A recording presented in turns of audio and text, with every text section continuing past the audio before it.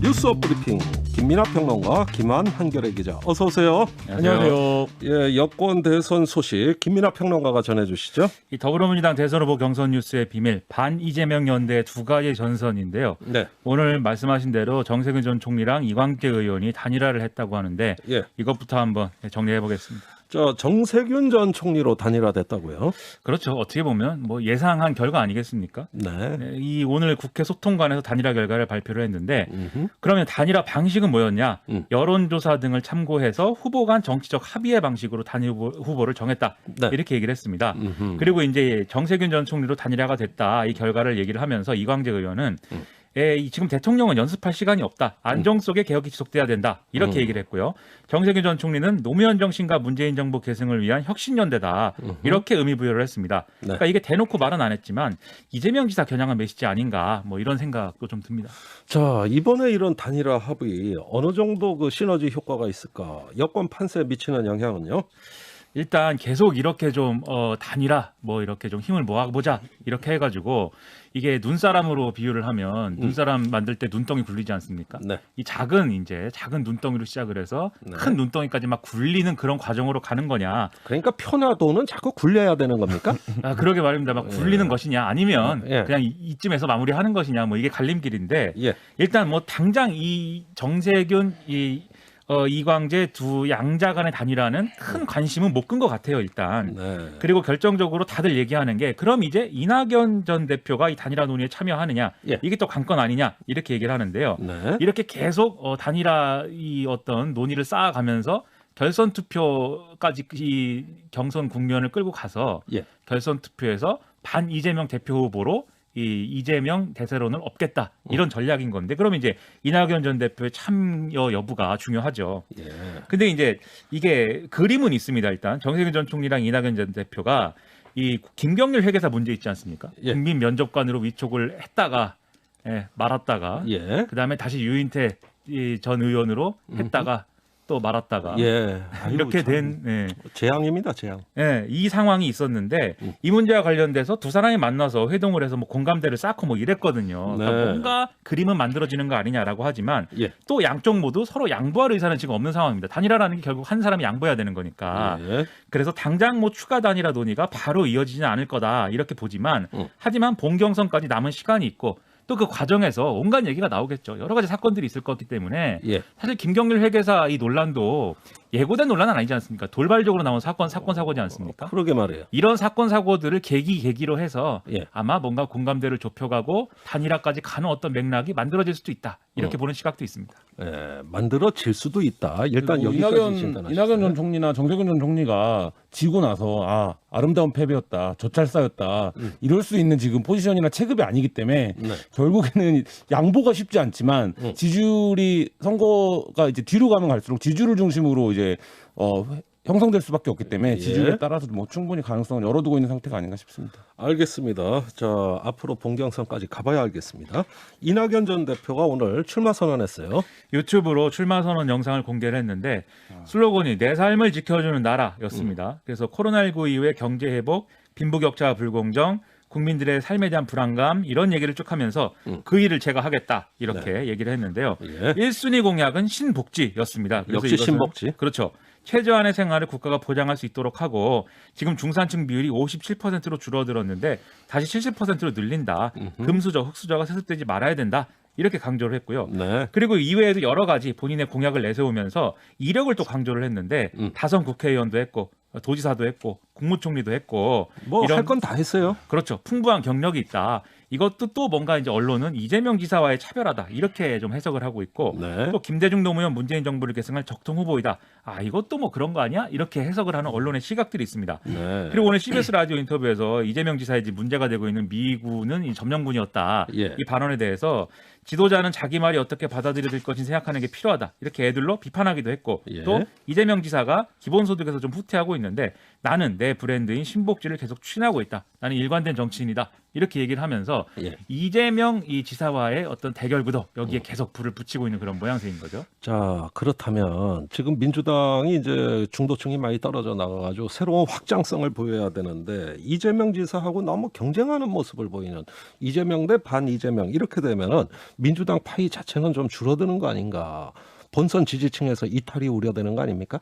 이게 뭐 파이 전체가 줄어드는 문제도 있는데 예. 가령 경선에 이제 지지층이 승복할 거냐의 문제가 있습니다. 그러니까 이재명 지사가 그러면 이제 본선에 가는 후보가 됐을 때 지금의 민주당 지지층이 다 이재명 지사 찍어주는 거 맞냐? 글쎄 말입니다. 지금 이낙연 이제 전 대표나 이런 지지층은 나는 뭐 못 찍겠다 이래버릴 예. 수도 있다 이런 우려가 있는데 예. 그래서 이제 오늘 송영길 대표가 관훈클럽 초청 토론회에서 이렇게 얘기를 했습니다. 이른바 이제 대깨문이라고 하는 사람들이 누가 되면 차라리 야당을 찍겠다 이런 생각을 하는 순간 우리는 문재인 대통령을 지킬 수 없게 되는 것이다라면서 과거에 이제 이 정동영 후보가 출마했던 17대 대선을 예로 거론하기도 했거든요. 예. 그래서 이게 이제 또 논란이 좀 됐는데 정세균 전 총리의 경우에는 어떻게 대깨문이라는 용어를 이렇게 공개적인 자리에서 쓸 수가 있느냐. 그리고 예. 친노가 과거에 정동영 후보 안 찍어가지고 대선에서 패배했다. 이것도 황당한 논리다. 사과해야 된다. 이렇게 반발을 하기도 했습니다. 예. 어쨌든 이런 논란에는 앞서 말씀드렸듯이 이재명 지사가 이제 본선 후보가 됐을 경우에 이제 결집이 얼마나 될 거냐 이 문제가 있는데 예. 결국 반 이재명 전선이라는 것은 이재명 지사를 때리면서도 또 이로 인한 이 당 후보의 본선 경쟁력 약화를 최소화해야 된다. 예. 이런 이중적 고민이 있을 수밖에 없다는 거죠. 예. 이 연장선에서 주목이 되는 게 추미애 전 장관의 태도입니다. 예. 추미애 장관의 태도 어떻게 보십니까?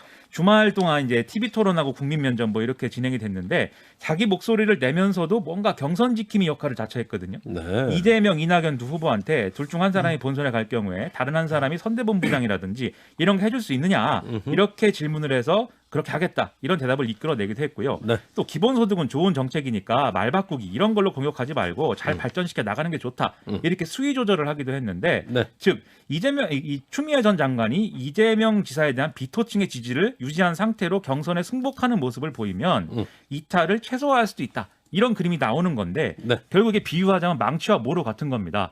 이 망치로 이 정세균, 이낙연 망치로 막 치면 이게 잘못 치면 흐트러질 수 있지만 추미애 모로가 버티기 때문에 네. 칠 수 있다라는 거거든요. 예. 독특한 장면이고 아이러니한 어떤 대목이 아닐까 이런 생각입니다. 취재하고 있는 기자들 사이에서는 경선 지킴이를 자처하고 있는 거냐 아니면 특정 후보 지킴이를 자처하고 있는 거냐 예. 뭐 이런 얘기들도 그러니까 전혀 예상치 못한 모습이기 때문에 좀 나오고 있는 그런 상황입니다. 그래서 아까 모두의 두 가지 전선이다, 이중 전선이다 이렇게 얘기하신 것 같네요. 어떤 언론은 추명연대 뭐 이렇게도 얘기를 하더라고요. 추명연대.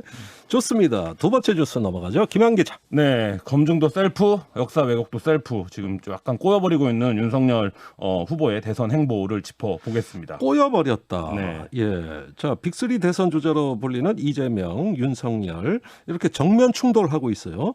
그런데 네. 뜻밖에도 이게 역사관 문제예요. 네, 그렇습니다. 이재명 지사의 미 점령군 발언이 지금 이제 발단이 됐는데요. 출마 선언을 하고 고향인 안동을 찾아서 이육사 문학관을 찾았습니다. 네. 평생 이제 독립운동을 하다가 감옥에서 숨진 이육사 시인에 대해서 충분한 역사적 평가와 보상이 없었다라는 점을 얘기하면서 네. 친일 세력들이 미 점령군하고 합작을 해가지고 그 지배 체제를 그대로 유지하지 않았습니까? 네. 깨끗하게 나라가 출발되지 못했다 이런 발언을 했는데요. 예. 여기서 바로 이제 이 미 점령군이라는 표현이 문제가 되고 있습니다. 예. 이에 대해서 이제 윤석열 전 검찰총장은 역사 왜곡을 용납할 수 없다 이렇게 공개 비판에 나섰는데요. 예. 사실 정치 참여하겠다라고 하고 나서도 사실 정치 현안이나 이슈에 대해서 발언하는 건 좀 자제해 왔거든요. 예. 이 부분에서는 정면으로 나서서 대한민국의 정통성을 부정한다. 예. 우리의 미래를 갉아먹는 언행이다. 이래서 딱 이 지사만 맞춤을 해서 비판을 했습니다. 그러니까 윤 전 총장이 이 지사를 이렇게 비판한 건 사실 처음입니다. 그러니까 이 비판이 오늘 뭘로 한 겁니까? SNS로 한 겁니까? 네, 본인 SNS를 통해서 했는데요. 그 예. 뭐 본인이 엉덩이 탐정대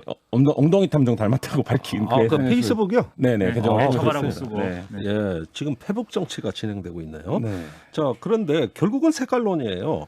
이 점령군 발언의 일단 사실관계 따져볼 필요가 있겠죠. 네, 뭐 이건 뭐 김민하 평론가가 썼던 글을 많이 참고를 했는데요. 뭐 많은 역사학자들이 공통적으로 지적하는 얘기입니다만 해방 이후 미 군정기 미군의 지위가 점령군이었다라는 거는 뭐 역사적 사실에 가깝습니다. 네. 그러니까 예를 들어서 지금 윤석열 총장이 요구하는 거가 역사적 논쟁이 그나마 되려면 이재명 지사가 얘기하는 미 점령군이 몇 년도까지의 미군을 말하는 거냐, 예. 뭐 이렇게 물어야 되는 건데요. 뭐 메가더 사령관도 그렇게 표현을 했고, 뭐 한국이 일제 식민지였기 때문에 미군이 이제 해방을 시켜주기 위해 들어왔다, 예. 이런 개념으로 이해를 한다라면 이제 말하자면 이 얘기에 정치적 해석이 없이 보면 큰 문제가 있는 발언이라고 보여지진 않는데, 문제는 윤석열 전 총장이 공격한 방식입니다. 예. 그러니까 이 공격한 방식이 대한민국의 정통성을 부정한다. 이게 이제 엄숙하게 표현되어 있지만 사실 이게 우리가 이제 봤던 용공 논란 뭐 이런 것들의 연장선에 있는 역사 인식이거든요.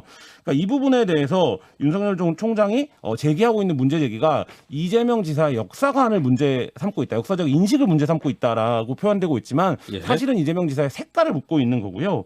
친일 청산에 대한 견해도 마찬가지입니다. 뭐 친일 청산이 미비하다라는 인식은 장사미사들도 다 하는 얘기인데 이 부분에 대해서 대한민국의 정통성, 대한민국의 미래를 갉아먹는다라고 얘기하는 거는 이 이재명 지사가 갖고 있는 어떤 불안한 인식을 강조하는 색깔론의 연장이다, 이렇게 지금 평가가 되고 있습니다. 그러니까 이 시기가 일제 식민지 시기 아닙니까? 미 군정이 실시되는 시기가 이 일제 식민지이던 상태에서 이제 일본이 전쟁에서 졌기 때문에 미국이 일본을 점령한 거잖아요. 예. GHQ로 이제 체제를 이제 통치를 하면서 예. 우리가 당연히 그렇기 때문에 한반도는 당시에 일제가 통치하는 상황이었기 때문에 당연히 미군이 들어왔을 때는 일제의 땅을 점령한 거죠, 식민지를. 예. 그리고 그 효과로 인해서 우리가 단독 정부를 수립하고 뭔가 일제에 의한 해방이 된 것도 사실인 겁니다. 그러니까 예. 미군이 점령군이다라는 표현하고 미군 덕분으로 우리가 뭐 이렇게 좀 얻은 것도 있다라는 사실이 이렇게 충돌하는 게 아닌데, 이재명 지사가 이렇게 얘기했다는 이유로 조선일보 보도에 의하면 윤석열 전 총장이 이거는 북한하고 같은 역사 인식이다라고 했다는 거거든요. 예. 근데 그건 전혀 다른 얘기인데 예. 이렇게 얘기를 한 게 저는 결국은 여러 가지 정치적 효과를 노리고 하는 발언이다라고 생각이 되는 거죠. 자, 그렇다면 이런 색깔 프레임, 또 어떤 정통성 논란, 이런 어떤 프레임을 제기하는 배경, 이유가 뭐라고 보세요? 그러니까 윤석열 전 총장의 개인적인 차원에서 보면 출마 선언 일주일 만에 뭐 상상했던 리스크가 다 나왔다고 해도 과언이 아닐 정도의 상황이 됐죠. 그러니까 예를 들면 부인에 의해서 한 번도 언론이나 정치권에 의해서 언급되지 않았던 이름이 등장했고, 예. 그다음에 이제 출마 선언하고 불과 이제 며칠 뒤에 장모가 법정 구속되면서 실제 이제 정치적 위기 국면이다, 뭐 이런 예. 평가들이 벌써부터 나왔거든요. 예. 이게 뭐를 부르냐면 이른바 윤석열 엑스파일이라고 하는 프레임 위에 있었던 윤석열은 검증이 필요하다, 예. 이 논란이 조기에 이제 불이 붙은 거거든요. 근데 이런 상황에서 어떻게 탈출할 수 있냐라고 하는 거를 보면 윤석열 전 총장이 출마 선언에서 얘기했던 건 오로지 이제 문재인 정부의 어떤 실정, 문재인 정부가 뭐 국민 약탈 정부다 이렇게 규정을 하면서 이른바 이제 내로남불의 반대편에 있는 법치를 얘기했는데, 네. 자기의 이 이미지가 사실 일주일 만에 상당 부분 훼손이 된 상태고, 예. 오히려 윤 전 총장이야말로 검증이 필요한 게 아니냐라는 얘기가 야권에서도 지금 나오고 있는 상황이기 때문에 이를 극복하기 위해서 다른 이슈에 불을 붙인다, 예. 이런 차원으로 하나 볼 수 있고, 또 한 가지는 저는 이 논쟁을 보면서 약간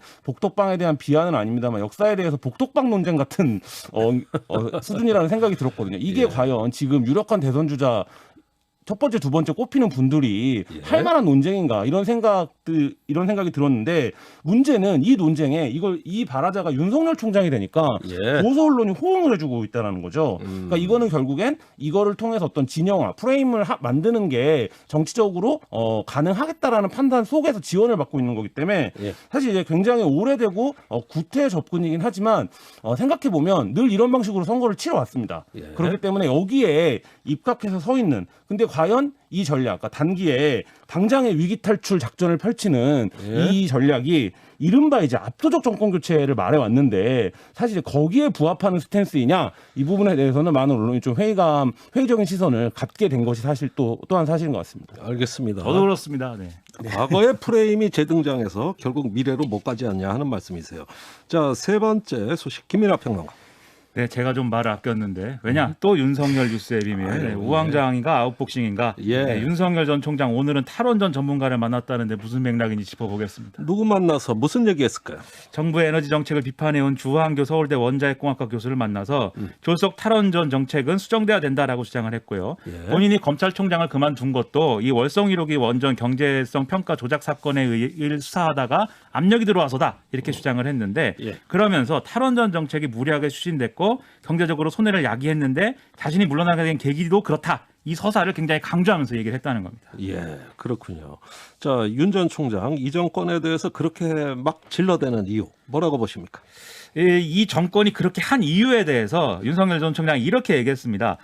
이것은 이제 이재명 지사 발언 관련 입장 물었는데 답한 데서 좀 볼 수가 있는 건데 뭐라고 했냐면 앞서 얘기한 이제 그 이재명 지사 점령군 얘기 있지 않습니까? 네. 거기에 대해서 자기는 색깔론을 펼 생각이 없는데 지금 이런 현 정부의 여러 상식에 반하는 이러한 정책들은 편향된 시각을 가진 사람을 발탁해서 쓰기 때문이다. 그래서 이런 잘못된 역사관이 우리 한국의 현실 문제를 다루는 데 있었는데 굉장히 영향을 미치고 있기 때문에 예. 문제다. 이렇게 얘기를 했거든요. 예. 결국 뭐냐면 종합해 보면은 본인이 어쨌든 검증 국면에서 상당히 이제 위기에 빠졌고 그래서 국민의힘 조기 입당론에 점화가 된 상황인데 그래서 만나고 다니지 않습니까? 최근에 권영세 네. 의원이라든지 그렇죠. 대권 주자들이라든지 그런데 입당은 또 왜 뭐 앙설이고 있어요. 왜냐하면 중도와 호남의 지지가 필요하기 때문에 네. 그걸 유지하기 위해서인데 예. 그러나 그렇게 되면 또 보수 유권자층에서 왜 입당 안 하지? 이렇게 의문이 생길 거 아닙니까? 예. 그래서 이런 탈원전이라든가 그다음에 앞서 말씀드린 이념 논란이라든가 강한 나는 보수다라는 걸 던지면서 그러면서 이제 입당을 망설이면서 중도와 호남에도 사실은 이 시그널을 주는 건데 예. 이게 전략적으로 진행된다라고 하면은 이것은 일종의 아웃복싱이겠죠. 예. 그런데 한쪽에서 보면 또 앞서 김한 기자가 말씀하신 대로